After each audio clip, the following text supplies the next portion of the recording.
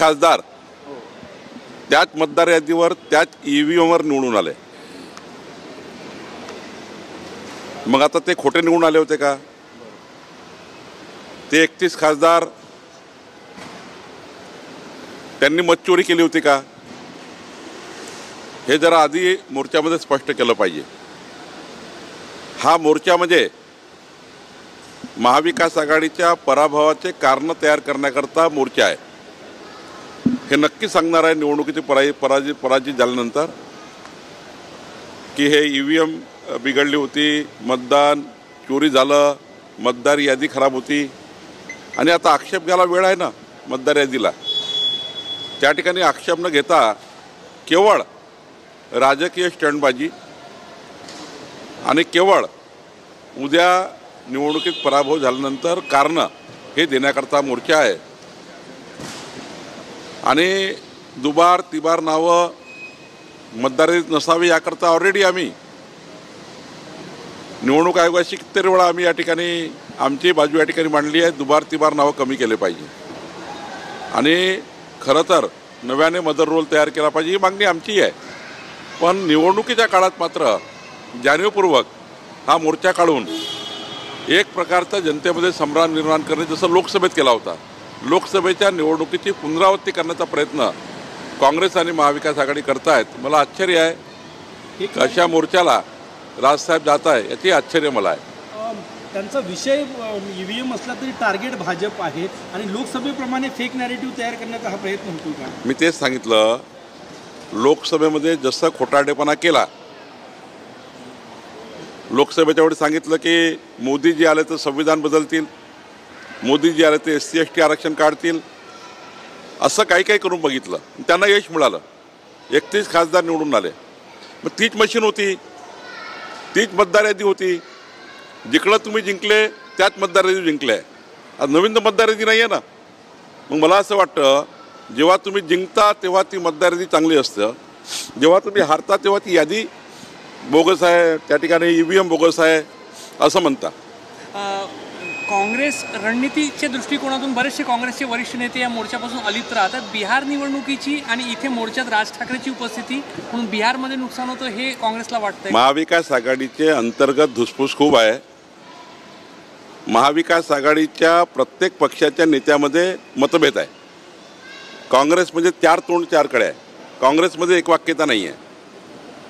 आणि त्यामुळे काँग्रेसच्या 4 नेत्याला जर विचारलं, काही लोक म्हणतात मोर्चा अयोग्य आहे, काही लोक आता पक्षाची बाजू मांडण्याकरता जात आहे, पण त्यांनाही माहिती आहे ह्या मोर्चात काही दम नाही आहे, या मोर्चाने काही होणार नाही, केवळ खोटारडेपणा होईल आणि उद्या निवडणुकीमध्ये महायुती 51% वर मतं घेऊन जिंकेल आणि आपला खोटारडेपणा होईल हे त्यांना वाटतं आहे। राज ठाकरे लोकलने प्रवास करून मोर्चाकडे जाते, घराजवळ मेट्रो स्टेशन सुद्धा, मुंबईचा विकास पाहता आला असता।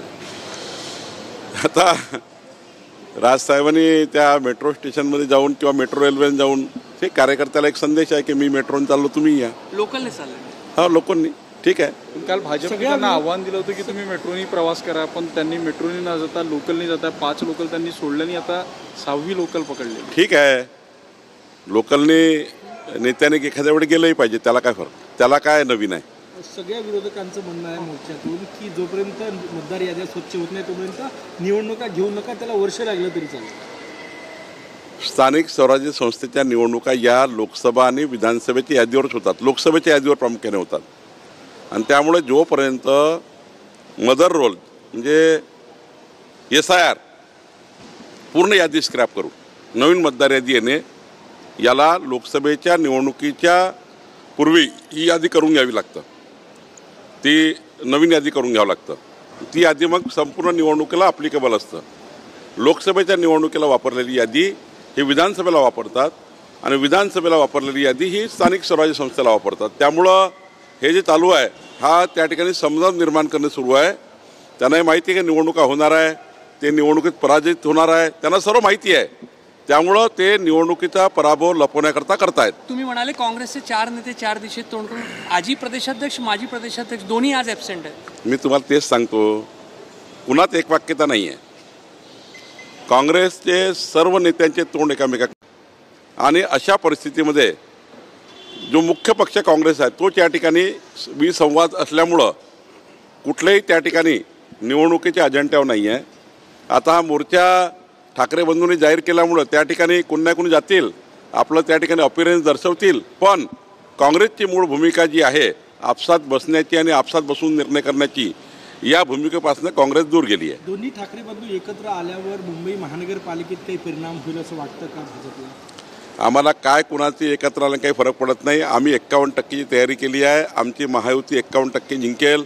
जनतेचा विश्वास आहे, देवेंद्र फडणवीस सरकारवर लोकांचा विश्वास आहे, मुंबईच्या विकासावर विश्वास आहे, संपूर्ण महाराष्ट्रामध्ये शेतकऱ्याच्या पाठीशी आम्ही राहिलेलो आहे. त्यामुळं डबल इंजिन सरकार, देवेंद्र फडणवीसचं सरकार, मोदींचं सरकार, डबल इंजिन सरकारच्या माध्यमातूनच महानगरपालिका नगरपालिकेमध्ये विकास होऊ शकतो हे जनतेला माहिती आहे. शेवटी स्थानिक स्वराज्य संस्था ज्या असतात त्याला सरकारचं पाठबळ लागतं आणि म्हणून त्या ठिकाणी लोक आमच्या पाठीशी राहतील. अजितदादांनी म्हटलं की 0% कर्ज देऊनही नेहमी माफ कशाला, फुकटचं कशाला, कर्जमाफीची चर्चा सुरू असताना दादांचं असं वक्तव्य. नाही, काल मी बघितलं त्यांनी शेतकऱ्यांना कर्जात जाऊ नये, शेतकरी पुन्हा कर्जात जाऊ नये याकरता काही उपाययोजना सरकार करत आहे. दुसरं त्यांनी सांगितलं की आम्ही निवडणुकीत आश्वासन दिलं होतं, पण हे नाही म्हटलं आम्ही पाळणार नाही. कुठेच त्यांच्या क्लिपमध्ये असं नाही आहे.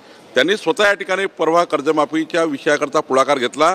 स्वतः एकनाथजी, अजितदादा, देवेंद्रजी आम्ही सर्व होतो. त्यांनी अत्यंत त्या ठिकाणी काळजीपूर्वक आपल्या या शेतकरी कर्जमाफीला समर्थन दिलं. त्यांनी सांगितलं हे केलं पाहिजे, पण करताना मात्र आपण निकष ठरवले पाहिजे, निकषावर कर्जमाफी केली पाहिजे. सरसकट कर्जमाफीमध्ये धनदांडग्या लोकांना लाभ होतो हे अजितदादाचं म्हणणं होतं. म्हणून त्या ठिकाणी कमिटीच्या माध्यमातून ज्या शिफारशी येतील त्यावर त्या ठिकाणी सरकार काम करणार आहे.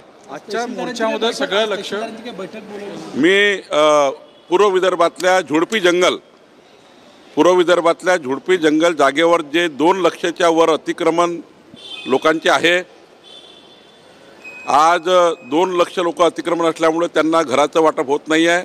सुप्रीम कोर्टाने जो निकाल दिला, झुडपी जंगलाच्या जागेवर बसलेल्या लोकांना कायदेशीर करणे, त्यांचे पट्टे वाटप करणे, त्याकरता आज पूर्ण आम्ही याची तयारी करतो आहे. पट्टे वाटपाची तयारी करतो.